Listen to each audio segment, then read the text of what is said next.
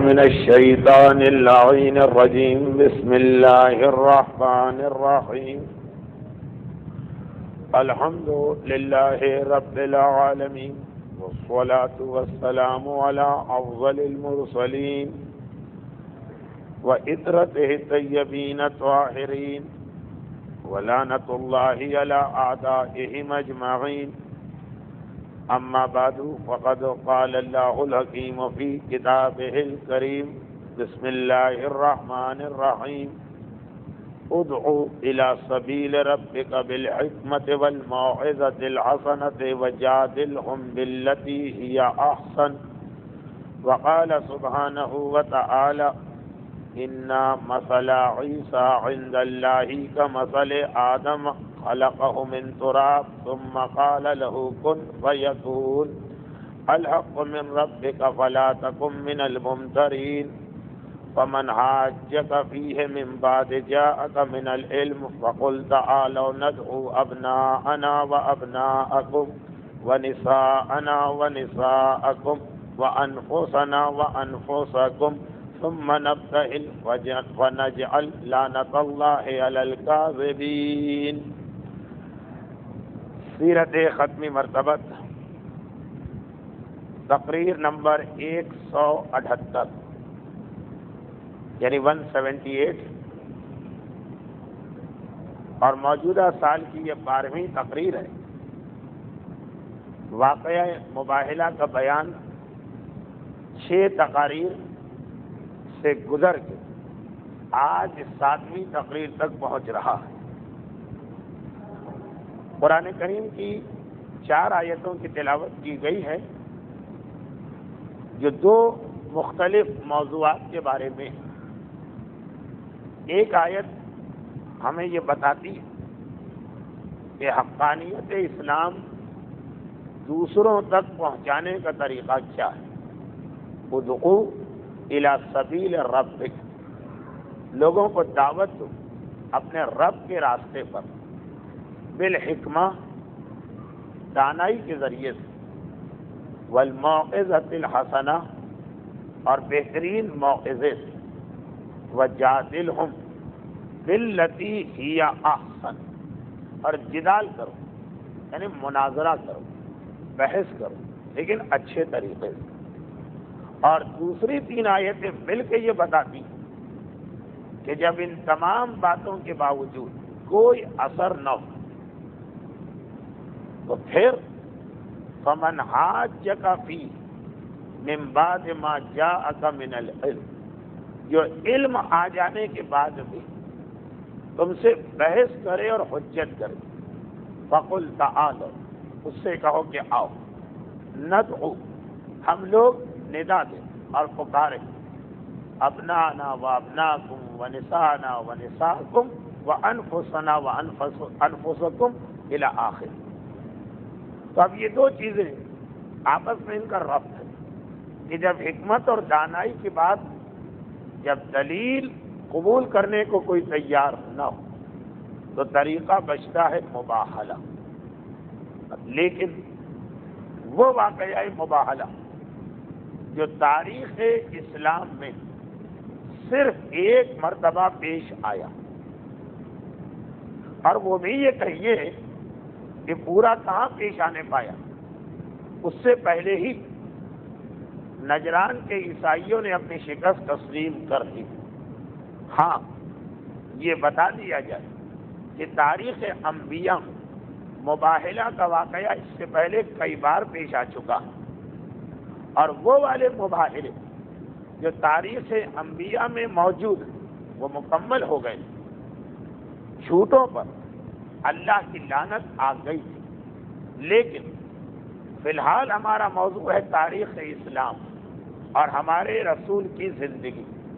البتہ اس کے آخر میں شاید آج ہی اور شاید اگلے منگل کو انبیاء کے کچھ مباہلے کا بیان آ جائے، کیونکہ نجران کے عیسائی جو مباہلہ کرنے سے منصرف ہو گئے، پیچھے ہٹ گئے، تو اس کی وجہ یہ بھی کہ انہیں یہ یاد آ گیا تھا کہ موسیٰ سے مباہلہ کرنے والے کا انجام کیا ہوا تھا.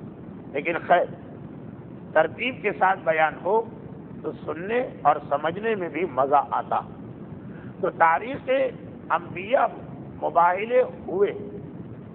ہمارے نبی کی تاریخ فقط ایک مرتبہ مباہلے کا موقع بنا تھا اور اسی کی تفصیل آ رہی کہ 24 ذی الحجہ سن 9 ہجری.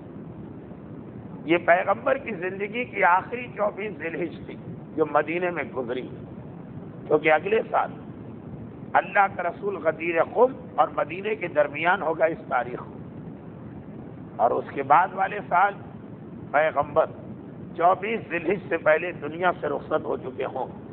تو شہر مدینہ پیغمبر کی زندگی کی آخری 24 ذی الحجہ کا یہ واقعہ، اس کی ساری تفاصیل آپ سن چکے.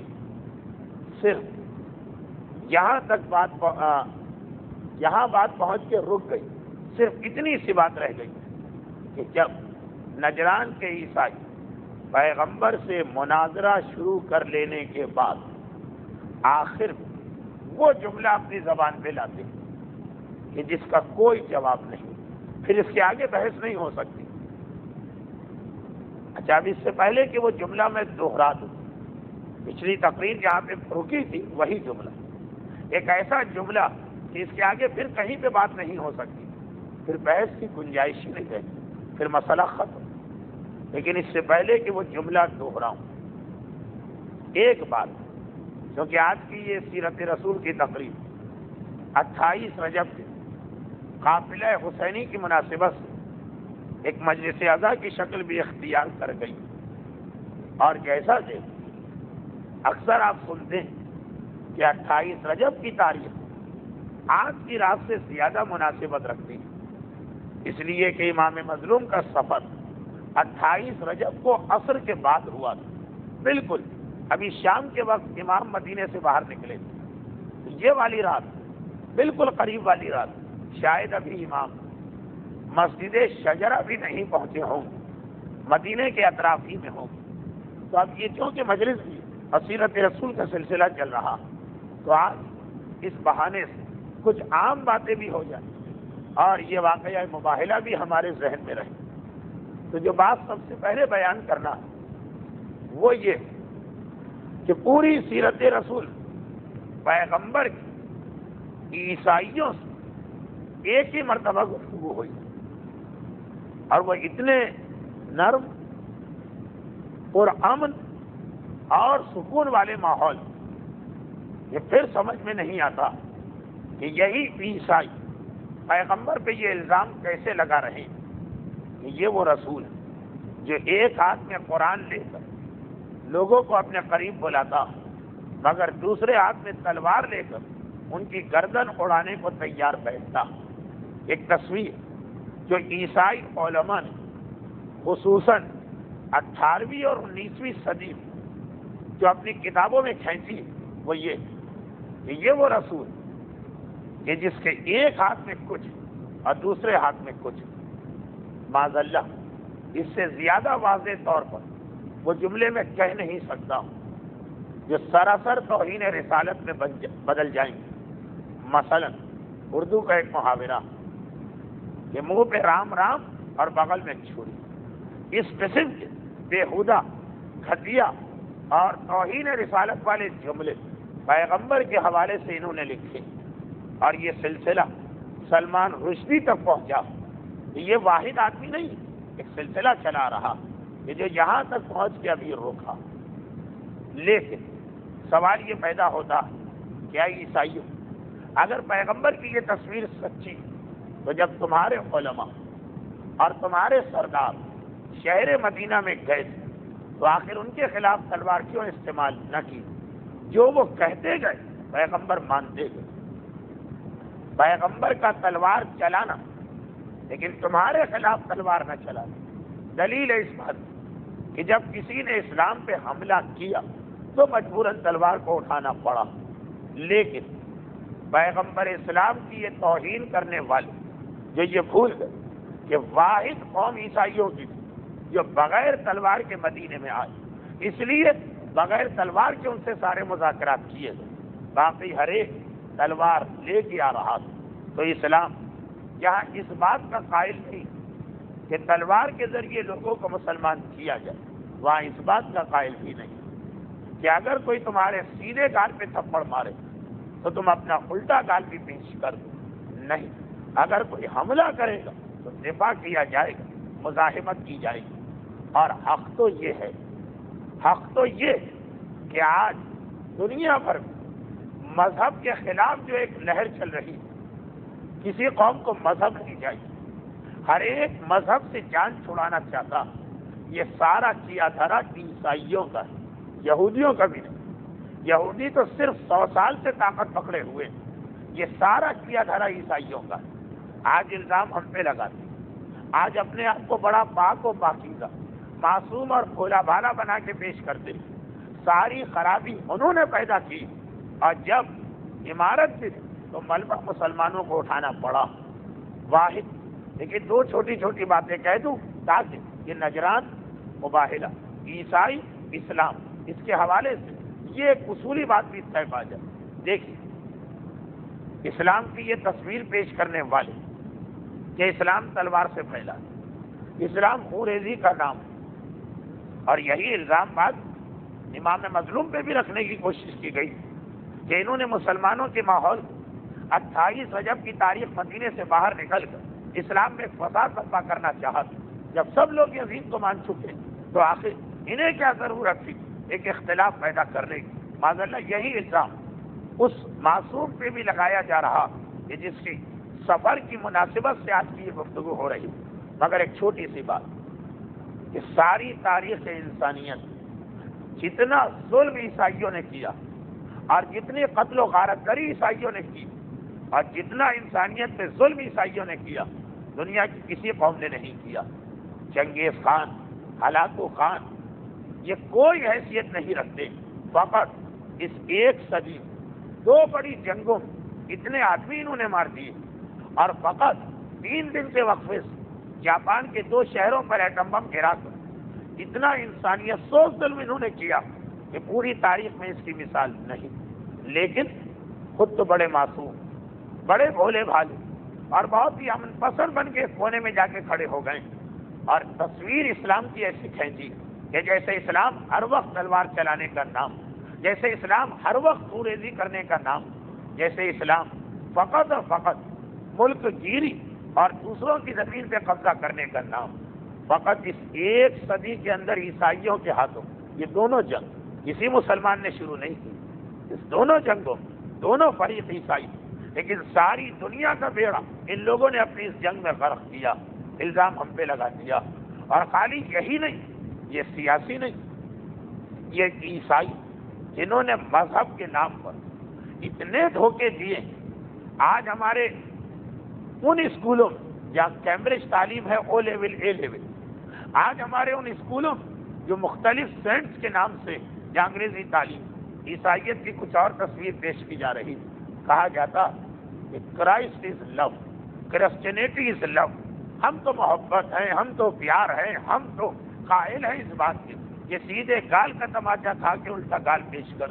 لیکن سیاست چھوڑیں، مذہب کے نام پر جتنے مظالم عیسائیوں نے کیے، پوری تاریخ میں کوئی مذہب آپ کو ایسا نہ ملے گا۔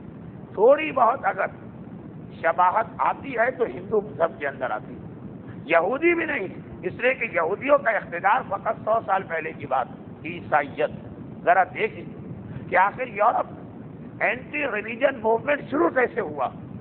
عیسائی پادریوں کی وجہ سے، جو ہر شخص کی جان، ہر شخص کی عزت اور ہر شخص کے بارے میں اختیار رکھتے، جس کے بارے میں انہوں نے کہہ دی کہ اس میں بدرو آ گئی، اسے جلا دو۔ اور عجیب بات، کسی کی معصومیت معلوم کرنے کا پیمانہ عیسائیوں نے کیا بنایا؟ عجیب بات، کہا کہ اس میں شیطان حلول کر گیا اور اس کی شناخت کا فقط ایک ذریعہ، اسے آگ میں ڈال کے زندہ جلاؤ۔ ذرا دیکھیں، اسلام پر اور احکامات اسلام پہ اعتراض کرنے والے اگر یہ زندہ جل گیا تو بہت افسوس، اس کا مطلب یہ کہ یہ معصوم تھا، اور اگر یہ بچ نکلا اب تو ضرور اسے قتل کرو، اس کا مطلب یہ کہ اس میں کوئی شیطان گھس گیا۔ عجیب طریقہ ہے معصومیت کے پہچاننے کا کہ جو معصوم نکلے گا اسے جل کے مرنا، اور اگر وہ کسی طرح اپنے آپ کو بچا گئے پھر تو ثابت ہو گیا کہ اس میں کسی شیطان نے حلول کیا۔ پوری قوم، پورے علاقے، خواتین خصوصاً ان پادریوں کے مظالم کا سب سے زیادہ نشانہ بنے یہ عیسائیت۔ میں اس لیے کہہ رہا ہوں کہ نجران کا واقعہ ہمارے تمام علماء آج ایک بڑی دلیل کے طور پہ لکھا کہ خرابی انہوں نے پیدا کی، اور ایسی خرابی کہ نفرت آ گئی ہر پڑھے لکھے آدمی کے دماغ میں مذہب کے بارے میں، کہ مذہب لڑائی جھگڑے کا نام، مذہب دنگے و فساد کا نام، مذہب پاپائیت کا نام۔ وہ عیسائی پادری کا اتنا کنٹرول تاریخ میں لکھا کہ آج ہمارے پڑھے لکھے لوگ سمجھتے ہیں کہ تقلید اور اشتہاد بھی اسی کا نام، چنانچہ مذاق اڑاتے کہ یہ پاپائیت جس سے بڑی مشکل سے ہمارا پیچھا چھوڑا، کیا مرجعیت کی صورت میں دوبارہ ہمارے اوپر اس کو مسلط کیا جا رہا؟ کیا تھی وہ پاپائیت کہ ایک عیسائی پادری ہر چیز کا اختیار رکھتا ہے، حتیٰ یہ کہ اگر آپ اس سے جنت خرید کے نہیں لے جائیں گے تو جنت آپ کو مل ہی نہیں سکتی ہے، چاہے کتنے ہی بڑے عبادت گزار کیوں نہ ہو۔ یہ سلسلہ کہ بھائی جبرائیل اسے جنت میں فلیٹ دے دو یا بنگلہ دے دو یا مکان دے دو، یہ اصل میں عیسائی پادریوں کا شروع کیا ہوا ہے، اور 9ویں صدی سے لے کر 16ویں صدی تک ہر مرنے والا مجبور اپنے بیٹوں کو اپنی جائیداد نہیں دے سکتا، ورنہ جنت کیسے ملے؟ اپنے جگر کے ٹکڑوں کو اپنی محنت کی کمائی نہیں دے سکتا، اسے پادری صاحب سے لکھوانا، جتنے پیسے دو گے ویسا پلاٹ آپ کو الاٹ ہوگا۔ جنت میں کارنر کا پلاٹ بھی الاٹ ہوتا لیکن اس کے لیے 10% ایکسٹرا دینا پڑتا۔ یہ عیسائیت کی تاریخ۔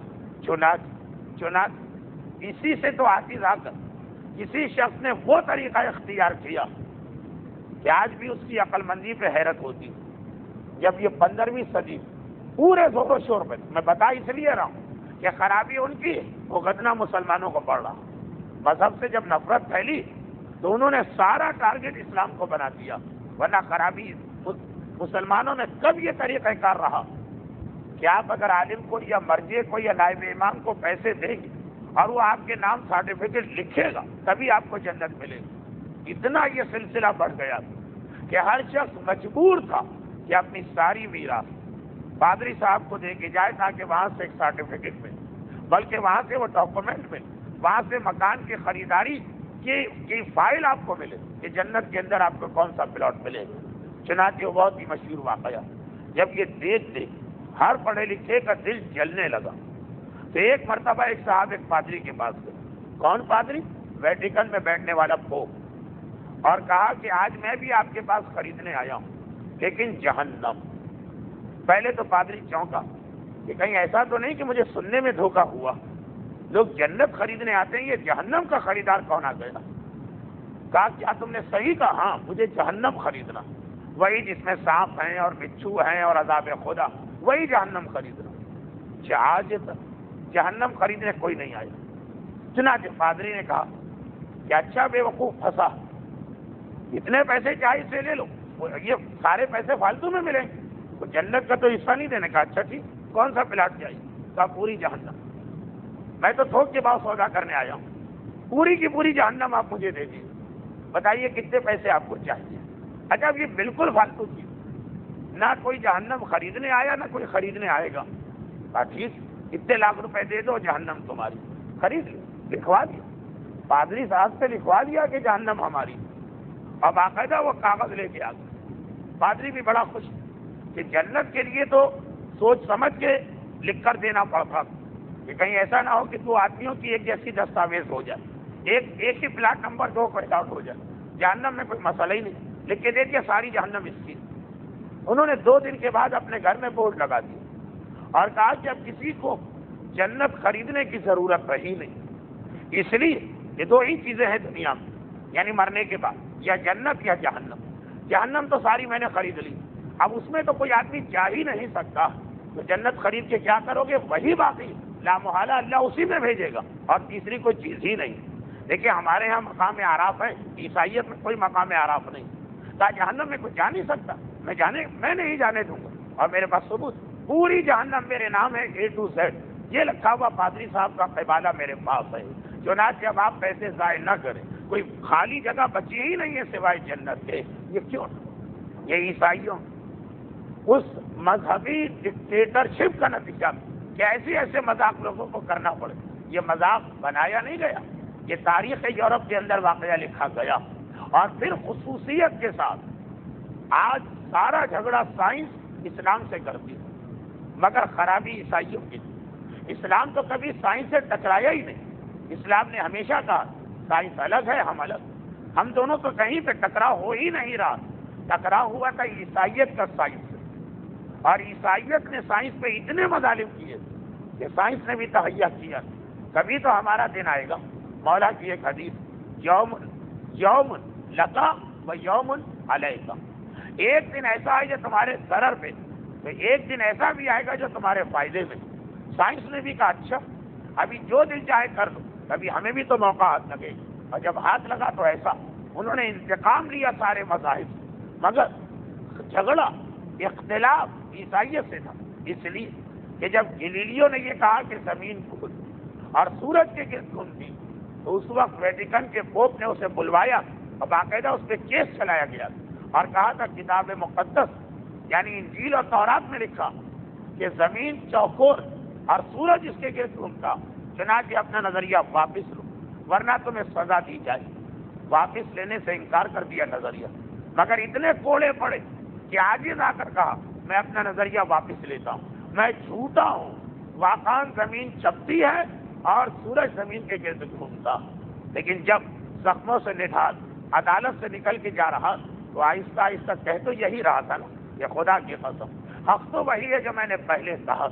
آج کوڑوں کے ذریعے سے اسے روک دیا گیا، مگر جب ان کو موقع ملا تو انہوں نے پورے مذہب سے انتقام دیا، خرابی پیدا کی عیسائیت، اس میں چنگاری اس نے ڈالی اور پھر جا کے کونے میں کھڑی ہو گئی اور ساری چیزوں کا ذمہ دار اسلام کو قرار دے دیا۔ یہ بھی کہا کہ سائنس کے خلاف اسلام، یہ بھی کہا عقل کے خلاف اسلام، یہ بھی کہا کہ امن کے خلاف اسلام، یہ بھی کہا کہ تلوار چلانا فقط اسلام کا کام، ساری اپنی خرابیاں، جس کی وجہ سے جب دنیا عیسائیت کے خلاف ہوئی تو بڑی ہوشیاری کے ساتھ عیسائیت کی دشمنی کو مذہب دشمنی میں تبدیل کر دیا۔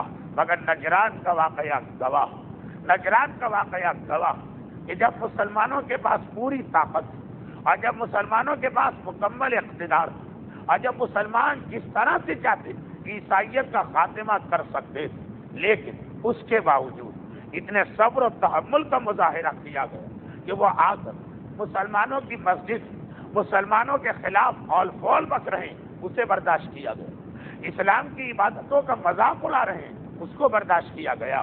مسلمانوں کی مسجد میں مسلمانوں کو پیٹھ دکھا کے نمازیں پڑھ رہے ہیں، اسے برداشت کیا گیا۔ حتیٰ یہ کہ جب مناظرے میں شکست کھا کے یہ کہنے لگے کہ پھر بھی ہم ماننے کو تیار نہیں، اسے برداشت کیا گیا۔ یہ زمانہ اگر فتح مکہ سے پہلے کا ہوتا تو شاید کوئی کہہ دیتا کہ مسلمان مجبوراً برداشت کر رہے تھے، ان کے پاس طاقت کہاں تھی کہ مقابلہ کرتے۔ شاید یہ زمانہ اگر ہجرت سے پہلے کا ہوتا تو یہ بہانہ چل جاتا کہ مسلمان کمزور ہے، وہ جواب کیسے دے۔ یہ زمانہ ہے فتح مکہ کے بعد، تبوک کی فتح کے بعد، خانہ خدا کو مشرکین کے چنگل سے نکالنے کے بعد، جب سارے جزیرہ نما عرب میں کوئی اسلام کو چیلنج کرنے کی ہمت نہیں رکھتا، تب آئے عیسائی اور یہ ساری واہیات باتیں لے کے آئے۔ لیکن کسی موقع پر بھی نہ ان کے خلاف غصے کا مظاہرہ ہوا، نہ ان کے کسی خلاف اسلام فعل پر پابندی لگائی گئی، بلکہ کہا گیا ٹھیک جس طرح سے تمہارا دل چاہے، جیسی دلیل تمہارا دل چاہے پیش کرو، ہم مناظرہ کریں گے۔ اور مناظرے شروع ہوئے، بڑا دلچسپ مناظرہ ہوا عیسائیوں کا اور پیغمبر اسلام کا۔ اب یہ ضمنی طور پہ بتا دیا جائے کہ تاریخ اسلام دو قسم کے مناظروں سے بھری پڑی۔ ایک وہ مناظرے جس میں سامنے والا ذرا اگر انصاف پسند تو جب وہ پھنس جاتا ہے شکست مان لیتا، جیسے جعفری، اور ایک وہ مناظرہ ہوتا کہ جس میں سامنے والا اتنا ضدی اور ہٹ دھرم ہوتا کہ جواب نہیں، پھر بھی تسلیم نہیں کرتا، جیسے راس الجالوت۔ دونوں مناظر بیک وقت تاریخ کے اور آپ ایک ہی امام کے حوالے سے، اور چونکہ دونوں دلچسپ مناظرے اس لیے 2 منٹ سے ان کو دے دیا جائے۔ یاسلی عیسائیوں کا سب سے بڑا عالم اپنے دور کا، وہ آتا ہے مامون کے دربار میں اور ایک ایسی دلیل لے کے آتا کہ دلیل بالکل سادہ اور بہت ہی آسان، مگر دلیل پیش کرنے کا اسٹائل ایسا کہ مسلمان پھنس جاتا۔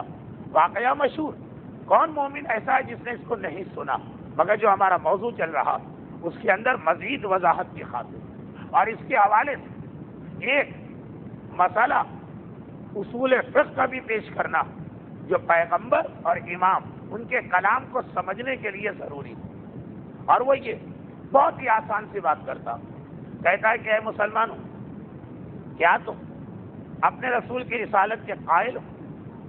آسان آسان چار جملے۔ ہاں۔ اور کیا تم حضرت عیسیٰ کی نبوت کے قائل ہو؟ جی ہاں۔ کیا تم اپنے رسول کی وفات کے قائل ہو؟ جی ہاں۔ کیا تم حضرت عیسیٰ کی زندگی کے قائل ہو؟ جی ہاں۔ چار جملے، بہت ہی آسان، 6 سال 7 سال کا بچہ بھی سمجھ، چاروں کا جواب ہاں، بس ایک طرح سے اس نے اپنا جال بن دی۔ یہ 4 جملے اور چاروں کے جواب میں ہاں، یس، جال بن دی۔ جیسے یہ چاروں باتیں مکمل ہوئی، کہا اب تو جھگڑا ختم ہو گیا، جب تک تمہارا رسول زندہ تھا تب تو جھگڑا تھا، اب تو جھگڑا ختم۔ تم مانتے ہو کہ عیسیٰ نبی، تم یہ مانتے ہو تمہارا رسول مر گئے، تم یہ مانتے ہو کہ عیسیٰ زندہ، تم مر گئے تو ٹھیک ہے، اس کی زندگی تک جھگڑا۔ اب ایک زندہ رسول جب موجود تو اس کے ہوتے ہوئے مردہ رسول کو آخر کیوں مان رہے؟ اچھا، بات ایسی کہ اس کا جواب دینا بہت آسان بھی، لیکن مسئلہ یہ کہ جتنے آسان جملے اتنے اس نے رکھے، اگر ذرا سا منطقی اور فلسفیانہ جواب دے تو آپ مجمع سمجھے گا ان کو جواب آتا نہیں ہے، مسئلے کو الجھا رہے۔ کبھی اعتراض کرنے والا اعتراض تو فوراً کر دیتا، جواب جب اسے علمی دیجیے، علمی جواب سننے کو تیار نہیں ہوتا، اعتراض کر دیتے کہ اتنا بتائیے، ایک پتا بھی حکم خدا کے بغیر نہیں ہل سکتا، تو پھر آخر ہم کوئی گناہ کریں تو اس میں ہمارا قصور کیا؟ اور جہاں ہم نے مسئلہ جبر و قدر سمجھانا شروع کیا، انہوں نے کہا مولانا کے پاس جواب نہیں، اس لیے اتنے موٹے موٹے لفظ آ گئے کہ ہم سمجھ ہی نہ پائیں۔ اس کا تو ایک ہی بھی طریقہ ہوتا، جتنا سادہ استدلال جو پہلے والے دانا نے اٹھا مٹی کا ڈھیلا کسی کے سر پہ مارا اور کہا جا کے اللہ کو پکڑو میرے پاس کیوں آئے، تو کبھی ایسا ہوتا کہ سوال کرنے والا اعتراض تو آرام سے کر دیتا، جواب میں ذرا سی کوئی مشکل اصطلاح اور لفظ آیا، گھبرا گیا، گھبرا نہیں گیا، اس نے سوچا کہ مجھے ان کے پاس جواب نہیں ہے، مجھے چکرایا جا رہا، چنانچہ اب ہوا کہ بڑے بڑے علماء اسلام آئے، مگر اس کے پہلے 4 سوالوں میں سے کسی کے جواب میں نہیں کہہ سکتے، نو کی گنجائش ہی نہیں، اور جب 4 کا جواب انہوں نے کہا ہاں، اور بس پکڑ لی، کہا کہ جب 4 باتیں آپ نے مان لی تو عیسیٰ زندہ، محمد مر گئے، زندہ کے ہوتے ہوئے مردہ کیوں؟ شدہ یہ بات آج وہ امام تک پہنچائے گی، واقعہ بڑا طولانی، اور جب میں پڑھتا ہوں تو 20 منٹ تو لیتا ہوں، لیکن چونکہ سیرت رسول عیسائیوں کے حوالے سے ذرا بات آ گئی ہے اس لیے واقعہ لے آیا ہوں، تو مختصر 8 امام آئے، اور ایک مرتبہ ہر ایک کے ذہن میں تجسس تھا کہ آخر یہ کس طرح مناظرہ کریں، 4 کا جواب دیں گے ہاں میں کہ نہیں دیں گے، اگر ایک کے جواب میں بھی نہ کہا تو غلط، اور اگر ہاں کہا تو معاذ اللہ ایک طرح سے عیسائی کے جال میں پھنس گئے، مگر پہلے ہی سوال کا جواب ایسا دیا کہ وہ عیسائی چکرا کے رہے، آگے بات کرے تو کیسے کرے؟ اس نے کہا کہ کیا آپ حضرت عیسیٰ کی نبوت کو مانتے ہیں؟ کہا اس عیسیٰ کی نبوت کو مانتا ہوں، ختم بات، اس عیسیٰ کی نبوت کو مانتا ہوں۔ اب اس کے بعد بجائے اس کے کہ وہ بات آگے بڑھا، اب یہاں پہ یہ مسئلہ پیدا ہو گیا، اس اور جس کیا چیز ہوتی، چنانچہ جاسری کو مجبوراً اپنے سوالات کی ترتیب کو چھوڑنا پڑا، امام نے جواب ہی ایسا دیا، اس عیسیٰ کی نبوت کو مانتا ہوں اور اس عیسیٰ کی نبوت کو نہیں مانتا ہوں، اس اور اس، اور بات بالکل آسان، ہر ایک کی سمجھ میں آئے، اس اور اس، چوکے کا کیا مطلب، کیا 2 عیسیٰ جو اس کو مانتے اس کو نہیں مانتے؟ کہا کہ ہاں، اس عیسیٰ کو مانتا ہوں جو اپنے بعد آخری رسول کی نبوت کا اعلان کر کے گیا، اور اس عیسیٰ کو نہیں مانتا ہوں کہ جس نے آخری رسول کی نبوت کا اعلان نہیں کیا بلکہ اپنی نبوت کا اعلان کیا۔ بات ہی بدل گئی، معاملہ ہی ختم ہو گیا۔ اب بات آگے بڑھائے تو کیسے بڑھائے، اب زندہ اور مردہ کی بحث چھڑے تو کیسے چھڑے؟ کہا اس عیسیٰ کو مانتا ہوں، اس عیسیٰ کو نہیں مانتا ہوں، اور یہ لفظ اس اور اس بہت اہم ہے، اس کا اگر آپ خیال نہیں کریں تو ہمیشہ دھوکہ کھائیں۔ یزید نے یہی دھوکہ دیا، اس نے کہا شراب پیو اور نماز نہ پڑھو. ہو سکتا ہے آج بھی اس فکر کے کچھ لوگ ہوں لیکن مومن بن گئے. وہ یزید تھا جو کہتا تھا شراب پیو نماز نہ پڑھو. کیوں؟ کہا شرابی کے بارے میں قرآن نے کہیں پر ڈانٹا نہیں, نمازی کی مذمت کی. اور آیت کیا پڑھی جو ہمارے بچے کو بھی یاد ہے 30ویں پارے, فویل للمصلین, تباہی ہے نمازی کے لیے. کہا دیکھو نمازی کے لیے تباہی قرآن کہہ رہا, شرابی کے لیے تباہی نہیں کہہ رہا. غلط ترجمہ کیا, ترجمہ ہی اس نے غلط کیا. آیت کا ترجمہ یہ نہیں کہ نمازی کے لیے تباہی. آیت کا ترجمہ کسی عربی جاننے والے سے پوچھو. آیت کے اوپر الف لام, ترجمہ اس نمازی کے لیے تباہی. دیکھیے جب لفظ اس آ گیا بات ہی بدل گئی. پہلے وہ ترجمے میں ڈنڈی مار رہا اور کیا کہہ رہا ہے, تباہی ہے نمازی کے لیے. آپ کے ذہن میں آیا کہ اس میں سارے نمازی آ گئے, لیکن قرآن نے یہ نہیں کہا. قرآن نے کہا تباہی ہے اس نمازی کے لیے. اور جہاں لفظ اس آیا فوراً آپ کے دماغ نے کہا کہ یہ ہر نمازی کے لیے قرآن نہیں کہہ رہا ہے بلکہ کچھ کے لیے کہہ رہا اور کچھ کے لیے نہیں کہہ رہا. تو یقیناً آپ پوچھیں کون سا, آگے فوراً آگے الذین ساہون عن صلاتہم, اور اس کے بعد یمنعون الماعون, وہ کہ جو اپنی نماز میں ریاکاری کرتے ہیں اور زکوٰۃ اور حقوق الناس ادا نہیں کرتے. ایک لفظ اس اگر ترجمے میں نہ آئے تو مانے کہیں کہ کہیں. اور یہ ترجمے کے اندر خیال کرنا, نہ قرآن سمجھ میں آئے گا نہ حدیث سمجھ میں آئے گی اگر آپ ترجمے میں اس بات کا خیال نہ کریں. اب دیکھیے 8ویں امام کا اگلا جملہ, جعفری ہکا بکا بیٹھا, میں آگے سوال کروں تو کیسے کروں؟ میرے سوال کی گاڑی تو اس پہ چلتی کہ یہ مان لیتے کہ میں عیسیٰ کو مانتا ہوں, یہ تو کہتے میں اس عیسیٰ کو مانتا ہوں. ابھی وہ پریشان بیٹھا. امام دیکھیے یہ ایک طریقہ ہے جو مناظرے میں جائز, فرضی مثال بنانا. امام نے کہا اور دیکھو تم لوگ عیسیٰ کی بڑی تعریف کرتے ہو, یہی جملہ جو پیغمبر نے اپنے مناظرے میں پیش کیا, اس لیے دوہرا رہا ہوں. تم لوگ عیسیٰ کی بڑی تعریف کرتے تھے, لیکن میں نے تو سنا ہے کہ عیسیٰ نماز اور روزے میں بہت کچے تھے اور کمزور. اچھا اب عیسائیوں کو سارا غرور اس بات کا کہ جتنی عبادت عیسیٰ کر کے گئے آج تک دنیا میں کسی نبی نے اتنی عبادت نہیں کی. عیسیٰ کی عبادت تو ایک ضرب المثل ہے عیسائیوں کا. اتنے عبادت گزار اور زاہد کہ کبھی مکان نہیں بنایا, شادی نہیں کی, ایک عبادت میں رکاوٹ نہ ہو. جیسے ہی امام نے یہ کہا جعفری تڑپ اٹھا اور تڑپ کے کہتا کہ آپ نے کیا بات کہہ دی, آپ عیسیٰ کی عبادت کے بارے میں کہہ رہے ہیں جبکہ دنیا کا ہر شخص مانتا وہ سارا دن روزہ رکھتے اور وہ ہر رات عبادت کیا کرتے. امام نے فرمایا جو عبادت کرے وہ کبھی خدا نہیں ہو سکتا ہے, اس لیے خدا کی عبادت کی جاتی ہے, خود خدا کسی کی عبادت نہیں کرتا. اگر تم نے مان لیا کہ عیسیٰ عبادت کرتے تو یہ بھی مان لیا وہ بندے تھے اور خدا نہیں تھے. جعفری انصاف پسند. جیسے ہی یہاں پہ اس نے دیکھا بات صحیح, بے اختیار کلمہ اسلام پڑھ کے مسلمان ہو گیا. درود بھیجے محمد والے. دیکھیے اسی جملے سے پیغمبر نے بھی نجران کے عیسائیوں خاموش کرایا.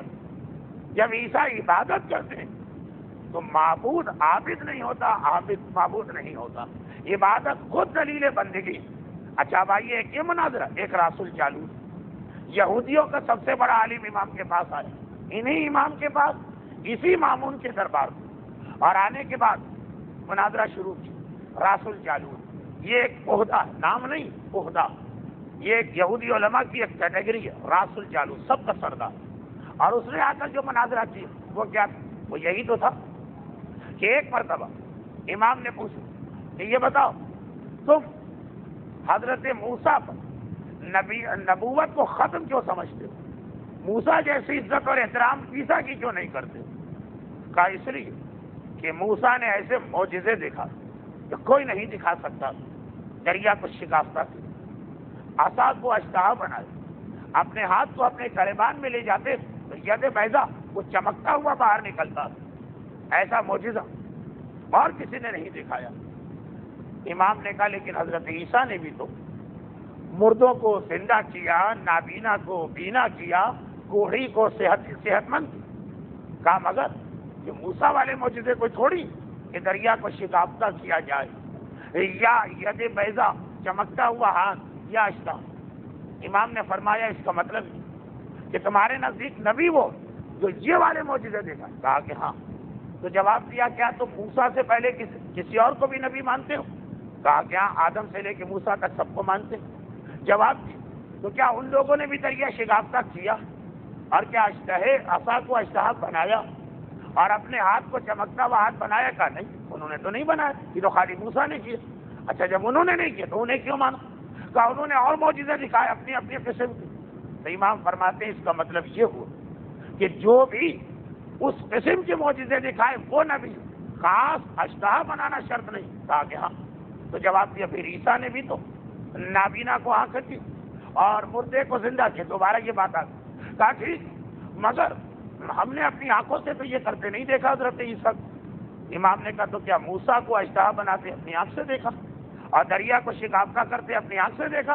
اور کیا ان سے پہلے کے انبیاء کے معجزے اپنی آنکھ سے دیکھے؟ کہا نہیں، ایسے لوگوں نے گواہی دی کہ وہ سب کے سب سچے اور قابل بھروسہ۔ تو امام نے کہا اگر گواہی میں قبول کیے جا رہے معجزے تو ایسی ہی گواہی تو عیسیٰ کے بارے میں بھی ملتی۔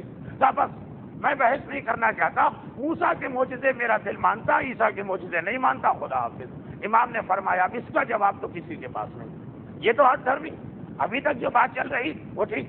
اب وہ کہتا کیا گواہی دونوں کی ملی، لیکن موسیٰ اور ان سے پہلے کے انبیاء کو بس ہم مانتے ہیں نبی، لیکن اس کا جواب یہ بس ہم ان کو نبی مانتے ہیں اور عیسیٰ کو بس ہم نہیں مانتے، ختم بات۔ جب یہاں بات ہو جائے امام کا جملہ کہ جو آخر میں تم نے کہا اس کا جواب تو لقمان حکیم کے پاس بھی نہیں، اور ایسے آدمی سے بات کرنا بیکار۔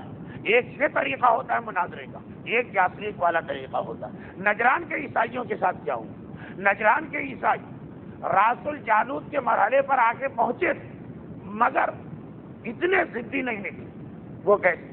اب آئیے یہ مناظرے کی قسمیں سن کر نفس موضوع پر آئے۔ پیغمبر نے یہی تو ان سے کہا جب انہوں نے آ کر کہا کہ اے مسلمانوں کے رسول اور اے بنی اسماعیل کے رسول، یہ سارے القاب بھی ایک وجہ رکھتے ہیں جو آپ نے 6 تقریروں میں سنے۔ ہم آپ کا بڑا احترام کرتے ہیں اور آپ میں وہ ساری نشانیاں دیکھتے ہیں کہ جو ہماری کتابوں میں لکھی، مگر ایک اتنی بڑی خرابی آپ میں جو ساری نشانیاں ختم اس کے آگے، اور وہ یہ کہ ہماری کتاب میں لکھا کہ آخری رسول میں ساری نشانیوں کے ساتھ ایک نشانی یہ ہوگی کہ وہ عیسیٰ کی نبوت کا اقرار کرتا ہو، اور آپ تو عیسیٰ کو بندہ مانتے ہیں۔ پیغمبر نے کہا، یہ تفصیل گزشتہ تقریر میں آ چکی ہے، آج اس کے آخری جملے پہ لانا۔ پیغمبر نے فرمایا کہ تم نے غلط کہا، میں عیسیٰ کی نبوت کا اقرار کرتا ہوں اور میں تصدیق کرتا ہوں کہ وہ اللہ کے سچے نبی، مگر یہ نہیں مانتا ہوں کہ وہ خدا تھے۔ ایک مرتبہ تڑپ کے انہوں نے کہا کیسے نہیں مانتے؟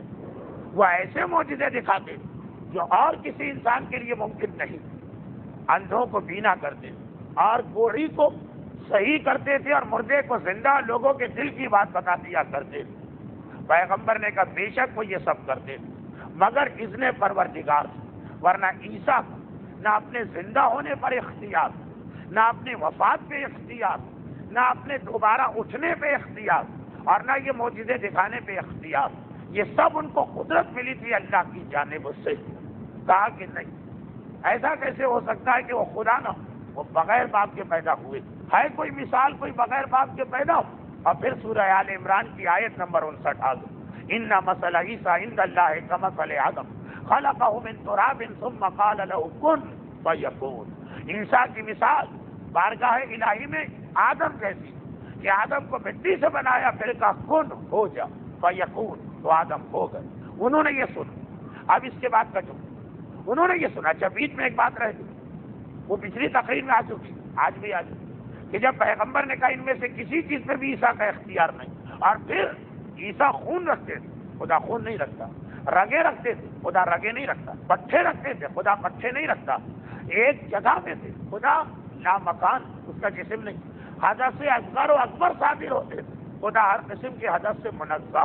تب انہوں نے کہا لیکن بغیر باپ کے پیدا ہوئے۔ تو یہ آیت آ گئی، یہ آیت سننے کے بعد اب ان کی زبان پہ جملہ وہ آیا جو راس الجالوت کا مزاج، مگر پھر بھی اتنا زیادہ ضدی پن کا نہیں۔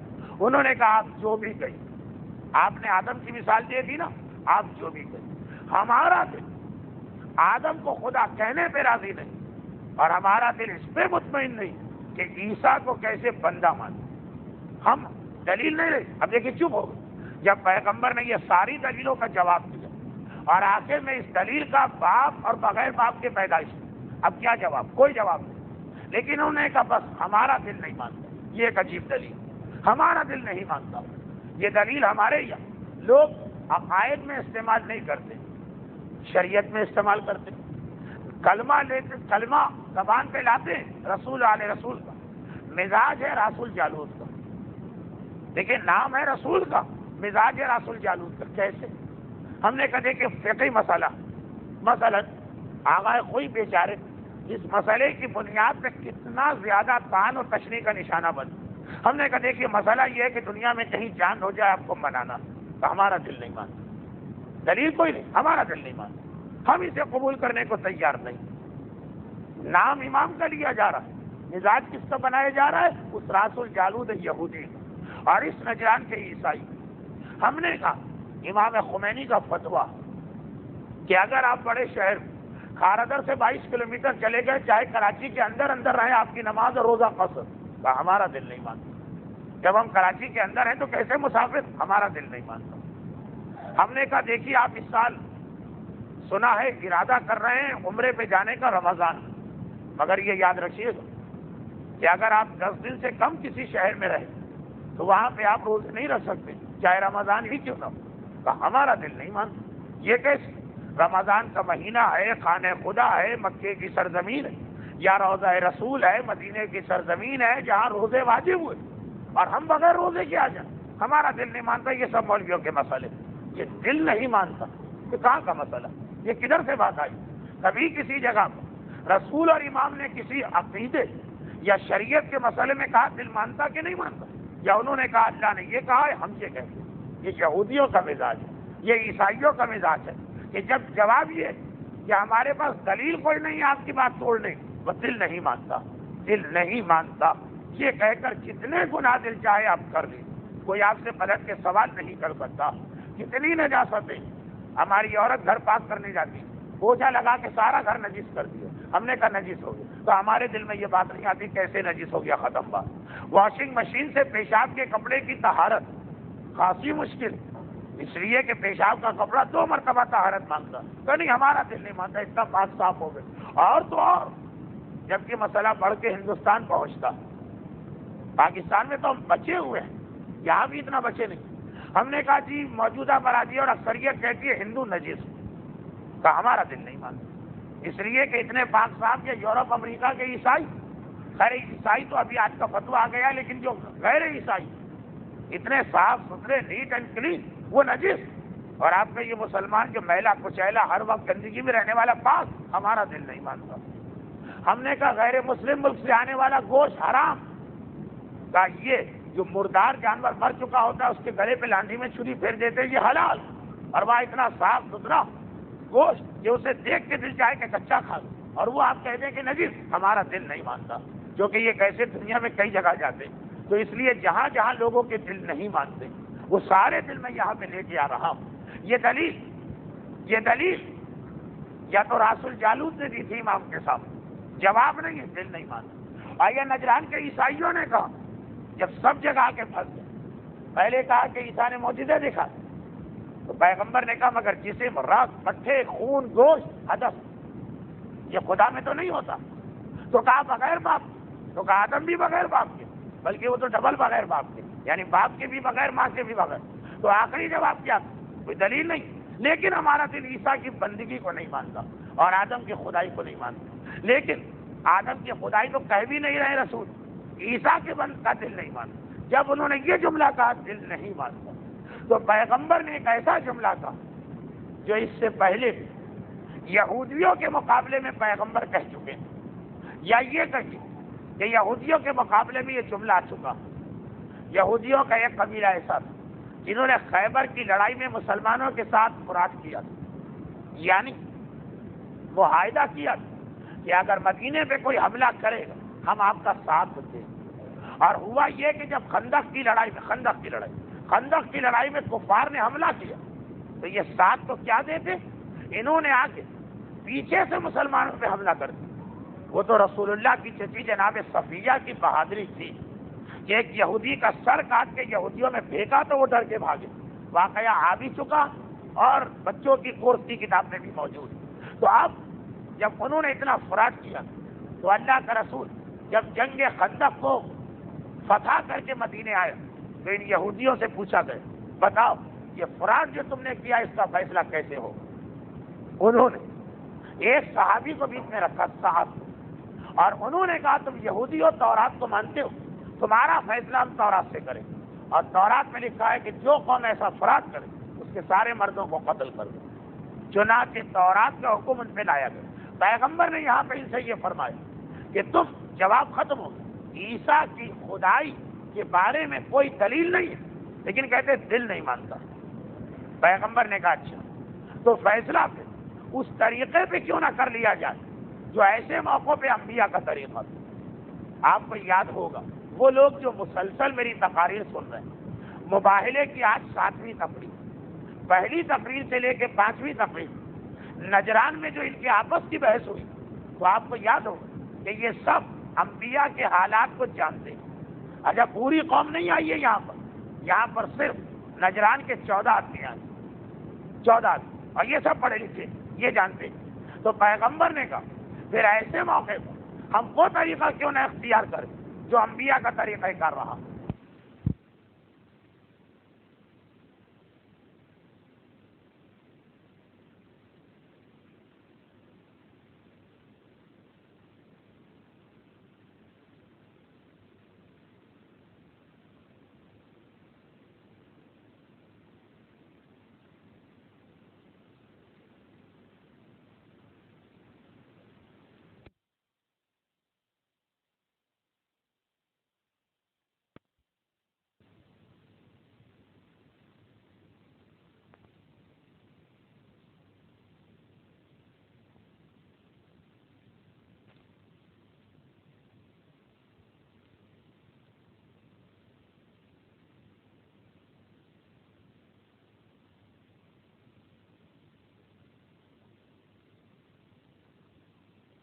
کہ سامنے والا کہتا میرے پاس دلیل نہیں مگر میرا دل نہیں مانتا, تو انبیاء کا جو طریقہ کار اس پہ کیوں نہ عمل کریں. عیسائیوں نے کہا وہ کون سا طریقہ, پیغمبر نے کہا جبرائیل ابھی یہ آیت لے کے آئے اور سورہ آل عمران کی 60ویں آیت کی تلاوت. وَمَنْ حَاجَّكَ فِيهِ مِنْ بَعْدِ مَا جَاءَكَ مِنَ الْعِلْمِ فَقُلْ تَعَالَوْا نَدْعُوا أَبْنَاءَنَا وَأَبْنَاءَكُمْ وَنِسَاءَنَا وَنِسَاءَكُمْ وَأَنفُسَنَا وَأَنفُسَكُمْ. طریقہ انبیاء کہ اے رسول جب علم آنے کے بعد بھی کوئی بحث کرے, دلیل آ گئی پھر بھی کہ میرا دل نہیں مانتا, تو فقل تعالو, عربی میں تعال کہتے ہیں آؤ, فقل تعالو ان سے کہو آؤ, ندعو ہم اور تم مل کے آواز دیں, ابناءنا و ابناکم, اپنے مردوں کو اور تمہارے مردوں کو, تو اپنے بیٹوں کو اور تمہارے بیٹوں کو, اپنی عورتوں کو اور تمہاری عورتوں کو, اپنے مردوں کو اپنے نفسوں کو اور تمہارے نفسوں کو. آواز تو دے ثم نبتہل, پھر مباہلہ کریں. مباہلہ کہتے کسے ہیں یہ اس سلسلے کی پہلی تقریر میں آ چکا. فنجل, لیکن قرآن نے خود بتایا مباہلہ کریں, اور مباہلہ ہے کیا, نجل ہم قرار دیں. لعنت اللہ علی الکاذبین علیہ السلام, یہ جھوٹوں پہ اللہ کی لعنت. یہ طریقے انبیاء. حضرت موسیٰ بھی مباہلہ کر چکے ہیں, اور جو ڈیلیگیشن نجران سے آیا سب پڑھے لکھے لوگ, سب اپنے ماقبل کے انبیاء کے حالات کو جانتے ہیں. پیغمبر نے کہا یہ حکم جبرائیل لائے جو ماقبل میں بھی ہو چکا, آؤ اس کے مطابق فیصلہ کرو. ایک مرتبہ نجران کے عیسائی خوشی سے کھل اٹھے. انہوں نے سوچا کہ ہمارے پاس بچ نکلنے کا راستہ بن گیا, ہم یہاں پھنس گئے. جواب بھی نہیں تھا, لیکن یہ کہنا کہ دل نہیں مانتا, معلوم کہ جب یہ خبر پھیلے اور باہر جائے تو ہماری ہی توہین ہو. چنانچہ وہ خود بچنے کا راستہ تلاش کر رہے. انہوں نے سوچا یہ تو بڑا اچھا ہو, مسلمانوں کے رسول نے ہمارے لیے بچنے کا راستہ نکال دیا. چنانچہ وہ تیار تھے.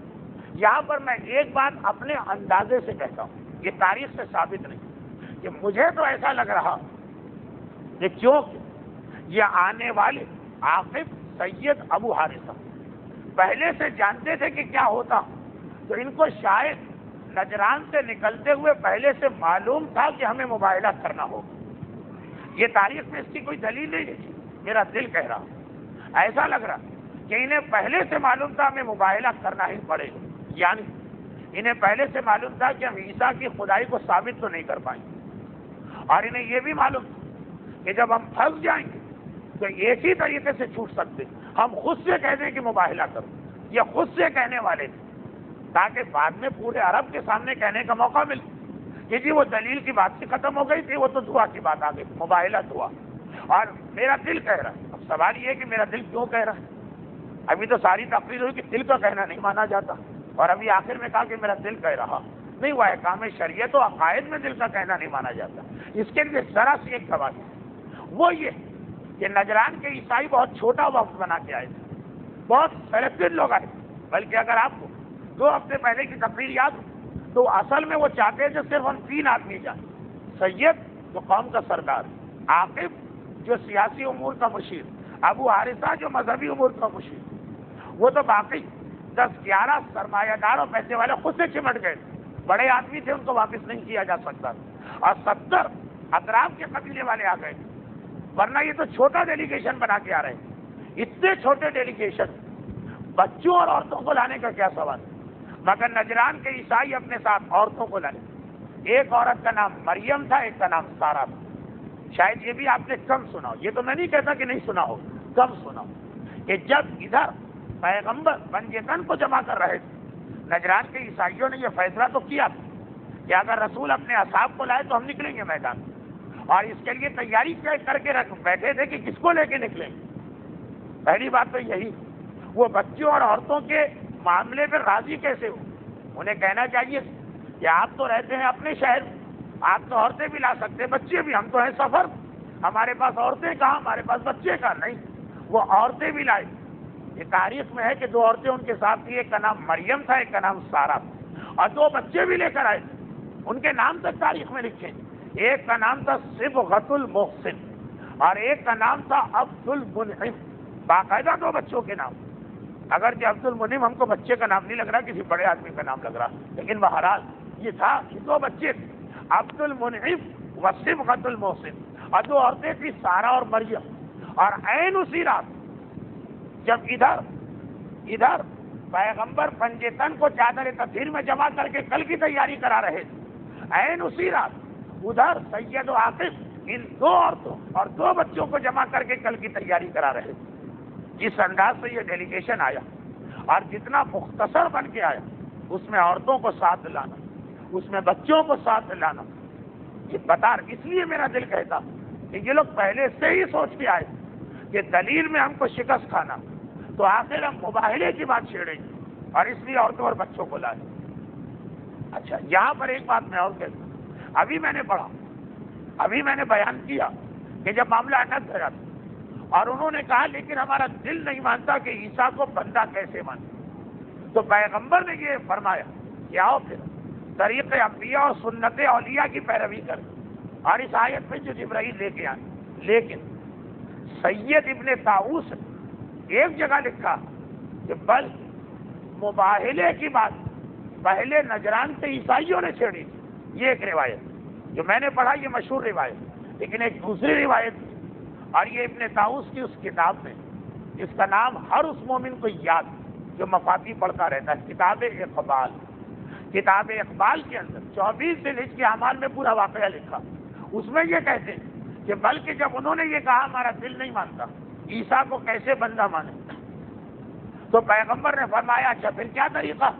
انہوں نے کہا ہم لوگ مباہلہ کیوں نہ کر لیں جو طریقے انبیاء، اور پیغمبر نے کہا میں انتظار کرتا ہوں میرا پروردگار کیا فیصلہ کرتا ہوں، اور پھر یہ آیت، یعنی حتیٰ یہ کہ ابھی تک جو میں کہہ رہا تھا میرا دل کہہ رہا کہ یہ مباہلے کے لیے تیار ہو گیا ہے، ایک روایت سے تائید بھی ہو کہ مباہلے کے لیے تیاری تو درکنار، مباہلے کی پیشکش بھی انہوں نے کی۔ خیر خلاصہ یہ طے بات ہے، ابناءنا نساءنا انفسنا، یہ بھی آپ کو یاد دلا دیا جائے کہ نجران کے عیسائیوں اس کی بڑی بے چینی تھی کہ کیا پیغمبر کی کوئی اولاد ہے، ابناءنا پہ ان کا زور زیادہ تھا۔ یہ بے چینی کیوں ہے؟ اس کی وجہ پہلے آ چکی ہے، دوبارہ دہرانے کا وقت نہیں، ان کو زیادہ بے چینی ابناءنا پر تھی، اور اسی لیے وہ اپنے ساتھ بچے لے کے آئے کہ اگر مباہلے کی بات چھڑی تو ہم خاص یہ کہیں کہ ہم خالی آپ سے مباہلہ نہیں کریں گے، آپ کے بچوں کو بھی آنا۔ اچھا یہ بھی آپ کو یاد ہوگا کہ ان کو بچوں کے ساتھ یہ جستجو بھی تھی کہ رسول کی بیٹی کی اولاد رسول کی اولاد کیسے بن سکتی. چنانچہ وہ عورتیں بھی اسی لیے لے کے آئے تھے. یعنی اب دیکھیے ترتیب میرے جملوں کی شاید کچھ الجھ گئی کہ یہ لوگ اصل میں یہ جستجو لے کے آئے تھے کہ کیا رسول کی کوئی بیٹی ہے جو صاحب اولاد، اور کیا اس بیٹی کی اولاد رسول کی اولاد کہلائے گی. یہ کیوں بے چینی؟ اس پر میں 1 گھنٹے 3 ہفتے پہلے بول چکا ہوں، آج اس سے دوہرا نہیں رہا ہوں. جو لوگ وہاں ہیں وہ ربط ملا لیں. چنانچہ شاید اس لیے کیونکہ مباہلے کے 2 طریقے ہیں. یہ نہیں ایک جملہ مجھے کہنا پڑے گا. مباہلے کے 2 طریقے ہیں. جو سب سے پہلی تقریر میں آیا تھا مباہلے کا طریقہ، تو عام طور پہ مباہلہ ہوتا ہے 2 آدمیوں. ہم بلائیں گے اپنے فریق کو اور مباہلہ کرو. عام مباہلے میں نہ عورتیں آتی ہیں نہ بچے آتے ہیں، یاد رکھیے. چنانچہ امام قیامت تک جو ہمیں مباہلے کی اجازت دی کہ جب تمہیں ضرورت پڑے مباہلہ کر سکتے ہو، اس میں بچے اور عورتیں لانے کی ضرورت نہیں. اس کے اندر صرف ہم جائیں گے اور مخالف کو بلائیں گے. لیکن عیسائی نہ صرف یہ کہ مباہلے کے لیے تیار ہوئے تھے جب نجران سے نکلے تھے، بلکہ ایسے مباہلے کے لیے تیار ہوئے تھے کہ جس میں پیغمبر کو نہیں بلانا چاہتے. خاص انہیں جستجو پیغمبر کی بیٹی اور پیغمبر کے بیٹوں کے بارے میں. اسی لیے اپنے عورتوں اور بچوں کو لے کے چلے کہ اگر مباہلے میں رسول نے کہا اچھا چلو ہم اور تم مباہلہ کر دیں تو ہم منع کر دیں. ہم کہیں گے ہمیں پورا مباہلہ چاہیے، عام مباہلہ نہیں، ہمیں خاص مباہلہ چاہیے جس میں بیٹی بھی ہو اور اولاد بھی. کیوں؟ اس لیے کہ ان کی کتابوں کے اعتبار سے پیغمبر کی یہ نشانی ان کو چیک کرنا تھی کہ کیا ان کی بیٹی ہے اور کیا بیٹی کی اولاد ان کا قرآن ان کی اولاد قرار دیتا. یہ میرے آخری جو وہ لوگ محظوظ ہو رہے ہوں گے جنہوں نے پہلی 4 تقریریں سنی، ان لوگوں کے سر پہ سے بات گزر رہی ہوگی جو ان تقاریر میں نہیں. لیکن بہرحال وقت نہیں ہے کہ آج میں اس نقطے کو تکرار کروں. تکرار میں 1 گھنٹہ نکل جائے گا. خلاصہ یہ کہ یہ 2 بات میرا اندازہ ہے تاریخ کو پڑھ کر کہ مباہلے کے لیے تیار ہو کے آئے تھے اور مباہلے میں انہیں زیادہ پیغمبر کا مقابلہ نہیں کرنا تھا. پیغمبر کے حوالے سے نساء انا اور پیغمبر کے حوالے سے ابنا انا. اور یہاں پہ میں بتا دوں کہ یہ نساء انا اور ابنا انا ان کا تو جو بھی ارادہ ہو، لیکن پروردگار نے بھی ان کے کہنے سے پہلے ہی یہ رکھ دیا. کیوں رکھ دیا؟ اس لیے کہ اگر ابنانا اور نسانا نہ ہوتا تو میرے مولا کی خلافت مباہلے کی آیت سے ثابت نہیں ہوتی. ویسے تو 2000 دلیلیں. علامہ ہلی نے الفین کتاب لکھی. الفین مانے 2000 دلیل. اور بہت ہی مشہور جملہ علامہ ہلی کا. اتنا بڑا جلیل القدر عالم، محقق، محدث، مفسر، فقیہ، اصولی، ساری زندگی خدمت دین میں گزاری. ان کے اپنے بیٹے کہتے ہیں انتقال کے بعد میں نے اپنے بابا کو خواب میں دیکھا. پوچھا بابا کیا حالت؟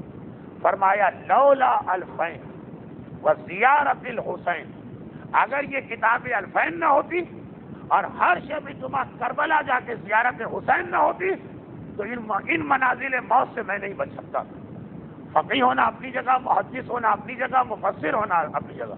لولا الفین وزیارت الحسین، یہ ان کا جملہ ان کے بیٹے نے نقل کیا. الفین وہ کتاب جن میں مولا کی خلافت بلا فصل پہ 2000 دلیلیں لکھی. عربی میں الف کے معنی ہے 1000. یہ علامہ مجلسی کی 2000 اور اس کے علاوہ بھی دلیلیں. مگر مباہلے کی آیت سے جو مولا کی خلافت ثابت ہو رہی وہ نہیں ہوتی. چنانچہ بہت ہی مشہور جملہ اس کو سمجھاؤں گا آئندہ تقریر کہ جب مامون رشید عباسی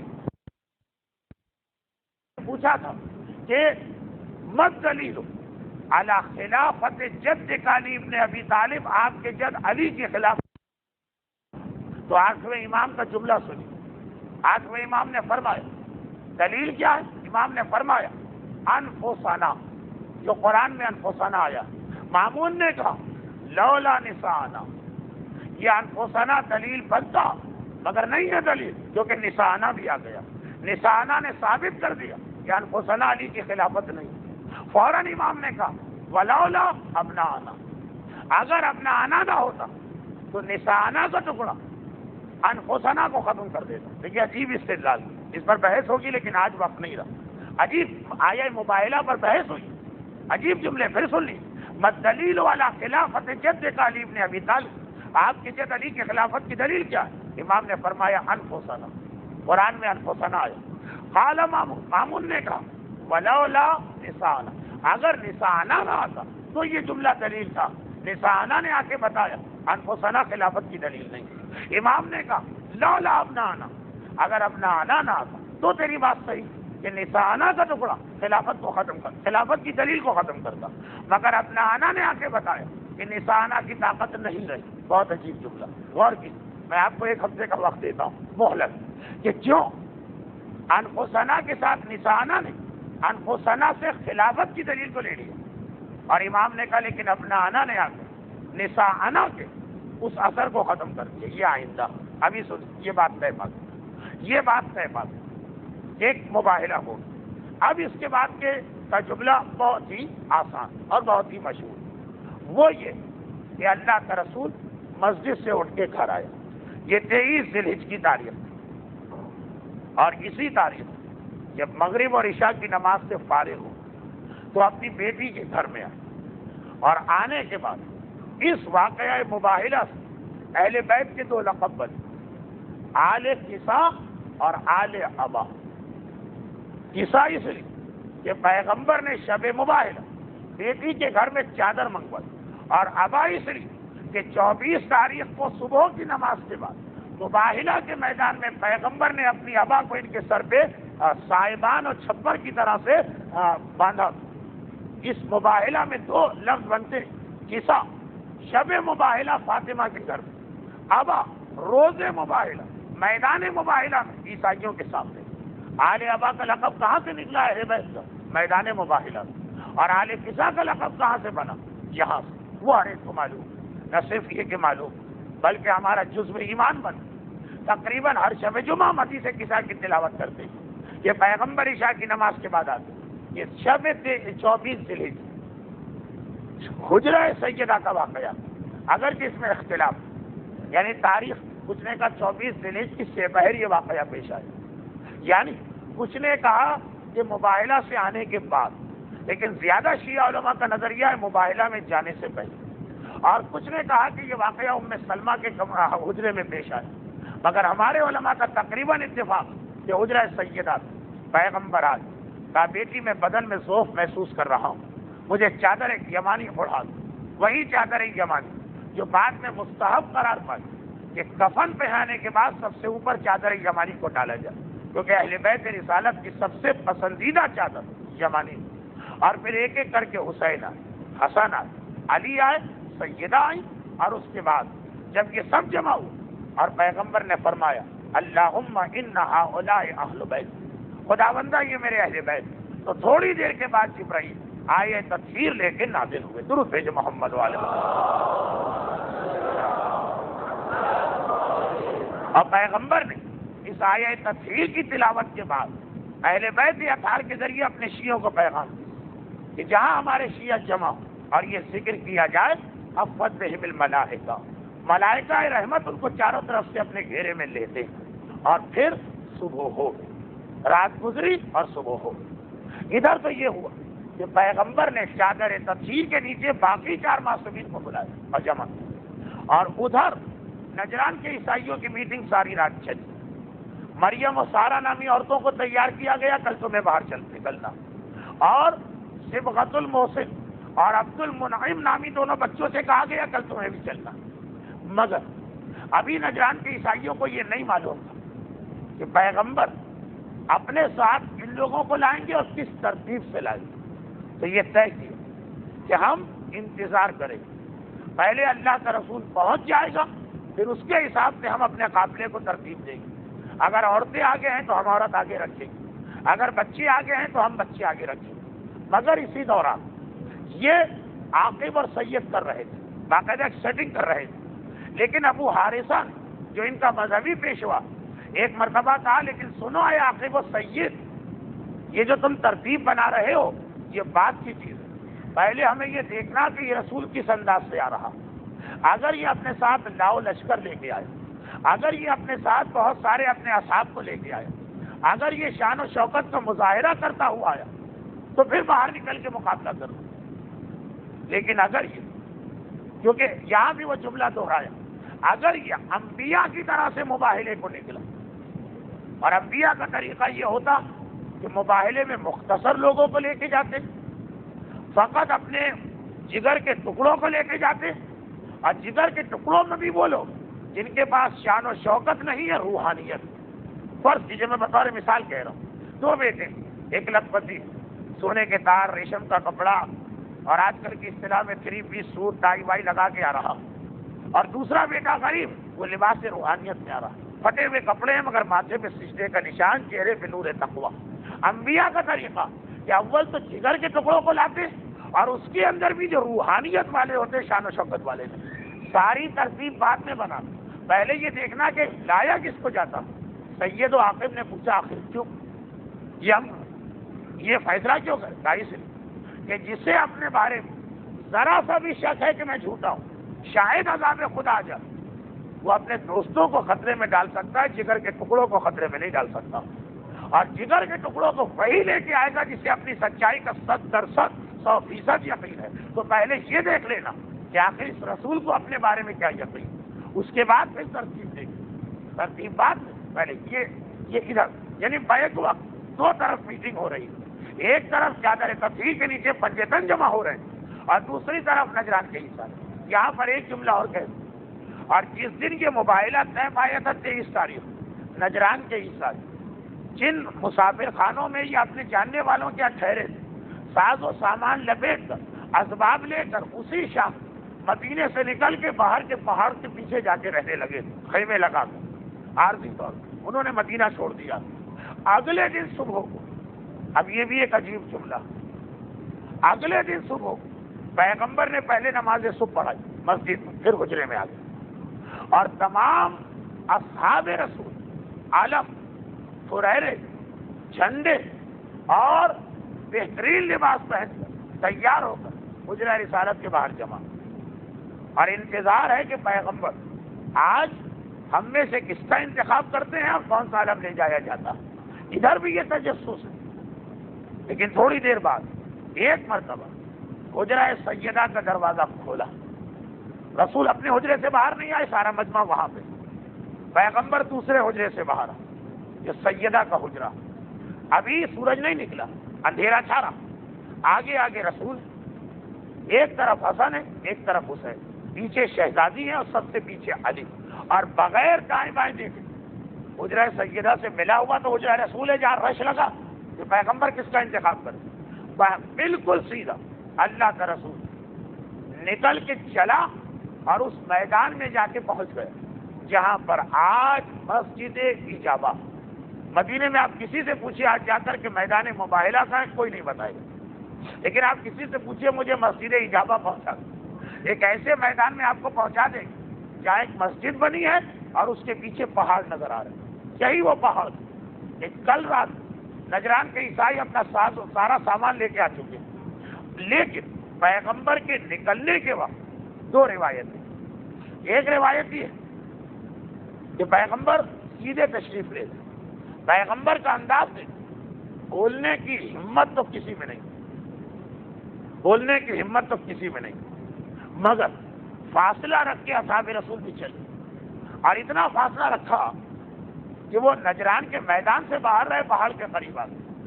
مگر ایک دوسری روایت کہ پیغمبر حجرے سے نکلتے ہی مجمع کو دیکھتے ہیں اور کہتے ہیں آج کوئی ہمارے ساتھ نہیں چلے گا، اکیلے ہم جائیں، اور ایک مرتبہ آگے بڑھے، چاہے ابھی اصحاب کا گروہ فاصلہ رکھ کر ساتھ ساتھ چل رہا، جب پیغمبر نے سب کو روک دیا۔ دو روایتیں ہیں، اور گھڑی کی سوئیاں مجھ سے کہہ رہی ہیں کہ آج اب تاریخی بحث کا موقع نہیں، چنانچہ انشاءاللہ یہ آئندہ منگل، پچھلے منگل کو شک ظاہر کیا گیا تھا کہ شاید آج آخری تقریر، الحمدللہ ہمیں موقع مل گیا، ایک تقریر بشرط حیات و توفیق پروردگار آئندہ منگل کو اور ہو، اس سال کی 13ویں اور آخری تقریر، مباہلہ کے عنوان پہ 8ویں تقریر، آئندہ منگل، وہ آخری درس ہے اس سال کا سیرت رسول کا۔ خیر، پیغمبر میدان مباہلہ پہنچے، مسجد النبوی سے مباہلہ کا میدان پہنچتے پہنچتے سورج نکل آیا،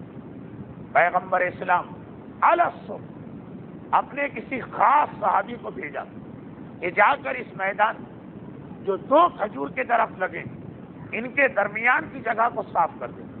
نام نہیں ہے، یہ ہے پیغمبر نے صبح سویرے صفائی کروا لی. یہ قافلہ اس شان سے وہاں پہنچا. پیغمبر نے اپنے شانے پر سے عبا کو اتارا. ایک کسا اور چادر ہوتی ہے اور ایک عبا جو علماء اوڑھتے ہیں، اور یہ کھجور کے 2 درخت جو قریب یہ عبا اس کے اوپر ڈال ایک سایہ بن گیا، شیڈ سائبان. سب سے آگے پیغمبر اس طرح دوزانو بیٹھے جس طرح تشہد میں بیٹھا جاتا. حسن اور حسین دائیں بائیں، پیغمبر کے پیچھے سیدہ اور سیدہ کے پیچھے علی. یہ بیٹھ گئے. بیٹھے ہوئے تھوڑی دیر گزری، پیغمبر ایک مرتبہ کھڑے ہوئے اور آدھا اس عبا سے باہر آئے. اس طرح کے پیغمبر کا بایاں کندھا عبا کے نیچے تھا، دایاں کندھا عبا سے باہر. ایک کمان کا سہارا لے کے کھڑے ہوئے. دعا کے لیے ہاتھ بلند ہے، ابھی کچھ پڑھ نہیں رہے. بس یہ منظر دیکھنا کہ سامنے نجران کے عیسائیوں کے قید میں ایک بے چینی ہو گئی. پہلے تو جیسے ہی پیغمبر زمین پہ بیٹھے تھے، قرظ ابن علقمہ نے شور مچایا، خبردار آگے نہ بڑھنا. وہ بچے اور وہ عورتیں جنہیں کل سے ہدایت دی گئی تھی کہ کس طرح سے جانا، کوئی آگے نہ بڑھے. یہ رسول تو اس طرح آگے بیٹھا جس طرح مباہلے کے موقع پر ہر نبی آگے بیٹھا. یہ انداز نشست نبوت کا انداز ہے، خبردار آگے نہ جانا. اور جیسے ہی پیغمبر باہر نکل گئے، کمان کا سہارا لے کے کھڑے ہوئے اور دعا کے لیے ایک ہاتھ بلند، دوسرا ہاتھ بلند کر رہے ہیں. ابو حارثہ اس کا بڑا بھائی شیخا. آپ پہچان گئے قرظ کون ہے؟ قرظ ابو حارثہ کا چھوٹا بھائی، جس نے راستے میں پیغمبر کی شان میں جسارت کی، لیکن اس کے بھائی نے اس کو ڈانٹ دیا اور کہا تھا یہ سچے رسول. تو قرظ کے دل میں محبت رسول راستے سے ہی پیدا ہو گئی. اس نے پیغمبر کے بیٹھنے کے انداز کو دیکھ کے کہا خبردار آگے نہ بڑھنا. جو نبی مباہلے کے لیے نکلا وہ بیٹھا ہمیشہ اس طرح سے. اور جس وقت پیغمبر کھڑے ہوئے اور اپنے ہاتھوں کو بلند کیے، اس کا بڑا بھائی جو اصل میں مشیر مذہبی امور تھا، ابو حارثہ چیخا خبردار ایک قدم آگے نہ بڑھے. رسول فقط اتنا انتظار کر رہے ہیں، پوری تیاری، ہونٹ ہلنے والے فقط اتنا انتظار کر رہے ہیں کہ ہم میں سے کوئی ان کے سامنے پہنچے اور وہ دعا شروع کر دے. خبردار غلطی سے بھی کوئی آگے نہ بڑھے. اگر یہ دعا ہو گئی تو میں ایسے چہرے دیکھ رہا ہوں کہ یہ پہاڑ کے لیے دعا کرے، پہاڑ ٹل جائے خدا کے قسم.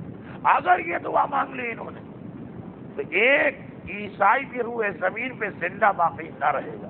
یاد رکھیے کل رات کو یہ طے پا گیا کہ آج آتے ہی لعنت کرنا. آج کوئی مذاکرات نہیں ہو. آج ایسا نہیں کہ سامنے سے کوئی آدمی آئے گا اور پھر یہ بات طے ہوگی کہ اب شروع کریں. نہیں، ساری باتیں کل طے. چنانچہ ابو حارثہ پریشان، اس کے ہاتھ پاؤں پھول گئے کہ غلطی سے بھی ہم میں سے کوئی آگے نہ چلا جائے اور پیغمبر یہ سمجھے یا پیغمبر کے لیے حجت تمام ہو جائے کہ عیسائی میدان میں آ گئے. چنانچہ مباہلہ شروع کر دیں. گھبرا رہا قرظ پیغمبر کے بیٹھنے کے انداز کو دیکھ کے پکار ہوتا اور اس کا بڑا بھائی ابو حارثہ رسول کے کھڑے ہونے کے انداز کو دیکھ کے پکار ہوتا. ٹھہر جاؤ، خاموش ہو جاؤ. اور عین اس وقت عیسائی اتنا گھبرا گئے کہ آسمان پر 5 نشانیاں نکل آئیں اور ان کی توجہ بھی ادھر نہیں گئی کہ آسمان پہ کیا ہو رہا. لیکن یہاں سے لے کر نجران کے عیسائیوں کا واپس اپنے وطن پہنچنے تک کا قصہ اگلی تقریر میں آئے گا، جو تقریر نمبر 179 ہوگی. 179. دونوں فریق، ایک حق والا ایک باطل والا میدان میں آ جائے. لیکن باطل والے یہ دیکھتے ہی کہ آنے والے اپنے جگر کے ٹکڑوں کو لائیں. دل میں سمجھ لیا کہ یہ حق پر ہے، ہم باطل پر ہیں. اب فقط فیس سے بھی اپنی عزت بچانا ہے کہ کس طرح ایسی بات ہو جائے کہ ہماری توہین بھی نہ ہو، ہم مباہلے سے بھی بچ جائیں. اس لیے کہ جہاں کوئی جگر کے ٹکڑوں کو لے جاتا یہ یقین کی بات ہوتی ہے کہ وہ بالکل سچا اور حق پر ہے. 24 ذی الحجہ اللہ کے رسول نے مدینے سے مباہلہ کے میدان نکل کر، آج تو آپ وہاں جا کے حیران ہوں گے کہ مولانا کی گفتگو سے یہ لگا کہ جیسے یہ مدینے سے باہر. آج آپ جائیں گے حیران ہوں گے تو بالکل وہ شہر مدینہ، بلکہ پاکستان کے حاجیوں کے لیے تو 3 سال پہلے قانون بنا کہ وہ میدان مباہلہ سے بھی دور جا کے رہا کریں. یہ تو مدینہ، لیکن میں بات 1400 سال پہلے کی کر رہا ہوں. پیغمبر نے مدینے سے باہر نکل ایک عجیب پیغام دے، جب حق کا مسئلہ ہو اور باطل کا خاتمہ کرنا ہو تو نہ صرف یہ کہ ہجرت کی جاتی ہے، چاہے مختصر سی ہجرت، بلکہ خواتین کو بھی ساتھ لایا جاتا ہے، بچوں کو بھی ساتھ لایا جاتا ہے، برابر کے بھائیوں کو بھی ساتھ لایا جاتا ہے. 24 ذی الحجہ 9 ہجری کو نانا نے جو پیغام قیامت تک کے لیے دیا تھا، 28 رجب سن 60 ہجری، نواسا اسی پیغام پہ عمل کرتا اس طرح نظر آ رہا کہ اکیلے حسین نہیں جا رہے کربلا کے، خالی حسین نہیں جا رہے، یہ معرکہ حق و باطل. چنانچہ حسین کے ساتھ نساءنا، خواتین بھی چلے، چاہے وہ زینب ہو، چاہے وہ کلثوم ہو، چاہے وہ رباب ہو، چاہے وہ لیلا ہو. ابناءنا، خالی حسین نہیں جا رہے، جگر کے ٹکڑے بھی چلے. سجاد اگر اتنا بیمار ہے کہ 2 آدمی سہارا دے کے سواری میں بٹھائیں تب بھی چلنا، ابناءنا کی منزل. اکبر بھی جائیں گے، قاسم بھی جائیں گے، اور محمد بھی جائیں گے. انفسنا، جو کہ علی کا جملہ، جیسا میں رسول کے پاس ہوں مجھے اپنا ایسا بیٹا چاہیے کہ اس کی وہی حیثیت حسین کے پاس ہو جائے. تو اگر علی رسول کے لیے انفسنا تو عباس بھی حسین کے لیے انفسنا. ایک مباہلہ آپ نے یہاں دیکھا مدینے میں، اور ایک مباہلہ دیکھیے مدینے سے کربلا میں. انفسنا بھی ہے، نساءنا بھی ہے، ابناءنا بھی ہے. اور جیسا کہ اکثر علماء کہتے ہیں، جملہ دوہرا 9 ہجری 24 ذی الحجہ سیدہ نے گھر سے نکل کے یہ پیغام دے دیا، زینب بیٹی تو اس وقت 5 سال کی ہے، مگر یہ پیغام یاد کر لے کہ سیدہ کا حجاب ایسا، لیکن جب دین پہ وقت آن پڑے تو سیدہ گھر سے نکلنے کو تیار. زینب بیٹی تیرا حجاب بڑا قیمتی، لیکن جب میرے بابا کے دین کو کوئی نقصان پہنچے، فاطمہ کی طرح تجھے بھی میدان میں نکلنا ہو. روانگی کی تیاریاں ہو رہی، عجیب انداز. سارے محلہ بنی ہاشم میں آج پہرا لگ گیا شام سے. کوئی نابالغ لیکن ممیز بچہ بھی ادھر سے نہیں گزر سکتا. آج رسول کا حرم جا رہا، آج علی کا ناموس جا رہا، آج حسین کے گھر والے جا رہے ہیں. اور پہرے کا انتظام بھی کسی غلام اور کنیز کے ہاتھ میں نہیں ہے، عباس و اکبر کے ہاتھ میں انتظام. پورا محلہ بنی ہاشم آج بند. اور دوسری جانب مصائب کے ایک جملہ اس حوالے سے اور ایک جملہ سواریوں کے حوالے سے، اور بات ختم. لیکن یہ تو سب باہر کے انتظام، گھر کے اندر عجیب پریشانی، عجیب پریشانی. حسین کی ہر بیٹی جا رہی، جیسا کہ میں نے ایک کتاب میں پڑھا، الروایت علی عہدۃ الراوی.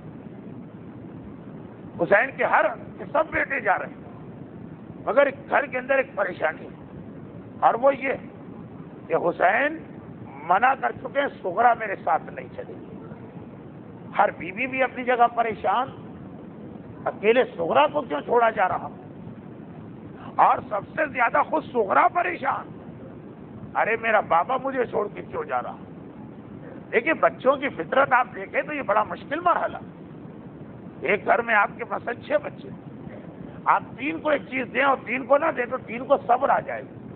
دیکھیں گے کہ مجھے نہیں ملا تو اس کو بھی نہیں ملا، اس کو بھی نہیں ملا. 6 میں سے 5 کو دے دیں اور فقط 1 کو محروم کر دیں. وہ حیران ہو کے دیکھے گا کہ آخر میرے بابا نے مجھے کیوں محروم کیا. کاش حسین اپنی اولاد میں کسی اور کو بھی چھوڑ جاتے تو صغرا اتنا نہ گھبراتی. لیکن صغرا دیکھتی ہے میرے سارے بھائی جا رہے ہیں، میری ساری بہنیں جا رہی، ارے میں ہی بدقسمت رہ گئی ہوں جس کو میرا بابا کہہ رہا ہے یہ میرے ساتھ نہیں جائے گی. ذرا صغرا کے ذہن سے سوچے. صغرا نے سوچا بیویاں میرے پاس آخری سلام کے لیے آئیں گی، ان سے کہوں گی میری سفارش کر دی. مگر وہاں بھی حسین کا پیغام آ گیا، بیویوں تیار تو ہو جاؤ، سواریاں لگا دی گئی ہیں، میں تو شرف کے باہر. مگر دیکھو صغرا سے کوئی بات نہ کرے، جاؤ خدا حافظ کہہ کے فوراً آ جاؤ. اتنا موقع نہ ملے کہ سغرا کسی کی سفارش لے کے آ جائے۔ اب سغرا حیران و پریشان یہ منظر دیکھتی ہے، پھوپھی کلثوم آئیں اور فوراً چلی گئی، اماں رباب آئیں اور فوراً چلی گئی، اماں لیلا آئیں اور فوراً چلی گئی، میری چچی ام فروا آئیں اور فوراً چلی گئی۔ ایک مرتبہ حیران و پریشان، میں سفارش کی بات کروں تو کیسے کروں، بی بی آتی ہے خدا حافظ کہہ کے چلی جاتی، لیکن آخر میں جب دیکھا میری وہ پھوپھی آ رہی ہے جو ثانی زہرا ہے، جو زینب کبریٰ ہے، سمجھ گئی سغرا اگر میری پھوپھی چلی گئی تو پھر کوئی سفارش نہیں کر سکتا۔ ادھر زینب نے آ کر ابھی سر پہ ہاتھ رکھا بھی نہیں اور ادھر سغرا نے تڑپ کے دامن تھام لیا، پھوپھی اماں آپ کی بیمار بھتیجی پہلی مرتبہ آپ کے پاس ایک حاجت لے کے آئی ہے، آج تک میں نے آپ سے کوئی حاجت تو طلب نہیں کی تھی، آج پہلی مرتبہ آپ کی بھتیجی اور بیمار بھتیجی آپ کے پاس ایک حاجت لے کے آئی ہے، ارے بابا سے سفارش کر دیجئے مجھے اکیلے چھوڑ کے نہ جائیں، سب کے ساتھ مجھے بھی لے جائیں۔ ہائے ہائے عجیب جملہ تھا، اس جملے نے ہمیں بھی پریشان کر دیا۔ آخر واقعاً حسین کیوں چھوڑ رہے ہیں سغرا کو؟ کبھی میرے دل میں خیال آیا شاید اس لیے کہ بڑی مشکل اور نازک منزلیں باقی ہیں، لڑکیاں ایسے سفر میں نہیں جاتی، لیکن جب میں نے دیکھا فاطمہ کبریٰ جا رہی ہے، سکینہ جا رہی ہے، جب وہ لڑکیاں جا سکتی ہیں تو یہ لڑکی کیوں نہیں جا سکتی؟ پھر میرے دل میں خیال آیا شاید سغرا بیمار ہے، لیکن جب میں نے دیکھا میرا بیمار امام سجاد دو غلام سہارا دے کے سواری پہ بٹھائے اتنا بیمار جا سکتا ہے تو سغرا تو اس سے کم بیمار ہے۔ پھر میرے دل نے کہا شاید سغرا کم سن ہے، لیکن جب میری نگاہ رباب کی گود میں پڑی ننھا علی اصغر جا سکتا ہے، سغرا اصغر سے کم سن تو نہیں ہے، ارے سغرا کو کیوں چھوڑا جا رہا؟ سغرا بھی پریشان، ہم بھی پریشان۔ زینب نے پریشانی سنی، کہا سغرا بیٹی گھبرا نہیں، بہت جلد میں واپس آؤں گی، ہم لوگ واپس آئیں گے۔ عجیب جواب دیا سغرا نے، عجیب جواب، کہا پھوپھی اماں مجھے پتا ہے آپ واپس آئیں گی، میں تو اپنے بابا کی بات کر رہی ہوں، مجھے پتا ہے میرا بابا واپس نہیں آئے گا۔ بیٹی باپ کے بارے میں یہ جملہ کہے، زینب گھبرا گئی۔ سغرا بیٹی تجھے کیسے پتا چلا؟ کہا پھوپھی اماں کل رات میرا دل گھبرا رہا تھا، گھر والے سو چکے تھے، میں نے سوچا زحمت نہ دوں، خود ہی میں گھبرا کے صحن میں آ گئی، کہا کہ تازہ ہوا ملے۔ صحن میں پہنچی، عجیب منظر دیکھا۔ کیا دیکھا؟ پچھلی دیوار کے ساتھ کوئی سیاہ پوش بیوی بیٹھی ہے اور بار بار میرے بابا کا نام لے رہی، ہائے میرا لال، ہائے میرا بیٹا، ہائے میرا حسین۔ پھوپھی اماں مجھے بتایا کسی نے نہیں، لیکن مجھے پتا چل گیا یہ میری دادی فاطمہ ہے جو میرے بابا کا ماتم کر رہی۔ زینب نے ماں کا نام سن لیا، اب زینب بھی برداشت نہ کر سکی، ایک مرتبہ سغرا کے بازو کو تھاما، حسین کے کمرے میں داخل ہوئی۔ حسین نے ایک عجیب جملہ کہا، یہ جملہ کربلا کے مقتل میں نے 2 مرتبہ سنا اور دونوں مرتبہ حسین نے کہا۔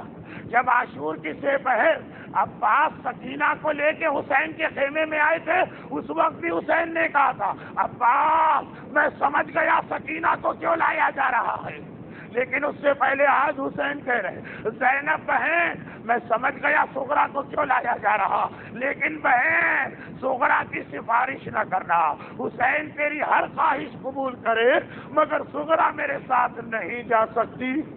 اب تو زینب کی پریشانی بڑھ گئی، بھیا آخر میری سغرا کی خطا کیا ہے؟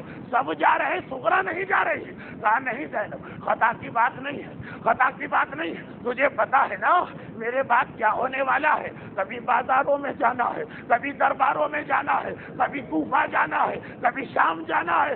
زینب میں اپنی ہر بیٹی کی بے پردگی برداشت کر لوں مگر سغرا کی بے پردگی برداشت نہیں ہوتی ہے۔ ارے آقا حسین آخر کس لیے، آخر کس لیے؟ زبان حال سے میرے آقا نے کہا اس لیے کہ میری باقی بیٹیاں یا میرے بابا کی تصویر ہیں یا میرے نانا کی شبیہ ہے، لیکن میری سغرا میری ماں فاطمہ زہرا کی تصویر ہے، حسین ہر مصیبت برداشت کرے مگر تصویر فاطمہ کو بازاروں اور درباروں میں بے مقنا و چادر کے نہیں دیکھ سکتا، سغرا نہیں جا سکتی، اس لیے کہ وہ شبیہ زہرا ہے۔ بس ایک مرتبہ زینب خاموش، اور حسین نے کہا زینب بہن اب سیدانیوں کو یہ پیغام پہنچا دو، بہت دیر ہو رہی ہے، وقت مغرب قریب آ رہا، سواریوں پہ سوار ہو جائیں۔ اور یہ کہے کہ حسین باہر آئے۔ اب ہر بیوی باہر آ رہی، باہر سواریاں موجود ہیں، سواریوں پہ ہماریاں ہیں، محملیں ہیں، پردے لٹک رہے ہیں، اور جب کوئی بیوی آتی ہے تو اس کا وارث آگے بڑھ کے سہارا دیتا، ارے یہ ام فروا باہر تشریف لائے، قاسم طرف کے آگے بڑھے، مادر گرامی آپ کا بیٹا آپ کو سوار کرائے گا، لیلا آئی، اکبر آگے بڑھے، ام کلثوم آئی، عباس آگے بڑھے، آخر میں زینب آئی، ایک طرف سے اکبر آئے، ایک طرف سے عباس آئے۔ حسین نے کہا نہیں بیٹا اکبر تم نہیں بھیا عباس تم نہیں، زینب کو میں خود سوار کراؤں گا۔ اب زینب کو سوار کرایا، قافلہ تیار ہوا اور پوری شان سے چلا۔ اے ارباب ادا، یہی بیویاں ہیں، 11 محرم کا قافلہ دیکھا، ارے اونٹ تو آ گئے، پردے نہیں، محملیں نہیں، ہماریاں نہیں، ارے سب سے بڑھ کر ہمارے وارث نہیں۔ تڑپ کے ہر بیوی نے فریاد دی۔ فروا نے مقتل کو دیکھا، قاسم بیٹا مدینے میں دوڑ کے آیا تھا، یہاں تیری ماں تیرا انتظار کر رہی ہے۔ لیلا نے پکارا اکبر، کلثوم نے کہا بھیا عباس، علی کی بیٹی، حسین کی بہن، عباس کی بہن زینب یہ منظر دیکھتی ہے، گھبرا کے کہتی ہے بیویوں تم پریشان ہو گئی؟ ارے پریشان نہ ہو، اگر حسین و اکبر نہ رہا تو کیا ہوا؟ علی کی بیٹی زینب موجود ہے، میں تمہیں سوار کراؤں گی، آؤ۔ فروا کو سوار کرایا، لیلا کو سوار کرایا، کلثوم کو سوار کرایا، آئے آخر میں زینب کی باری بھی آ گئی۔ دائیں دیکھا، بائیں دیکھا، مدینے میں کتنے وارث، یہاں کوئی نہیں ہے۔ ایک مرتبہ فریاد کی، ارے عباس تم بھی مجھے سوار نہ کراؤ گے؟ کہ ایک مرتبہ میرا بیمار امام آگے بڑھا، کہا ہوگا پھوپھی اماں میرے گلے میں توق تو ہے، ہاتھوں میں ہتھکڑی تو ہے، پاؤں میں بیڑی تو ہے، لیکن آقا حسین بابا حسین نہ رہے، سجاد آپ کو سوار کرائے گا، آئیے پھوپھی اماں اپنے بیمار بھتیجے کا سہارا لے لیجیے۔ اجرکم علی اللہ۔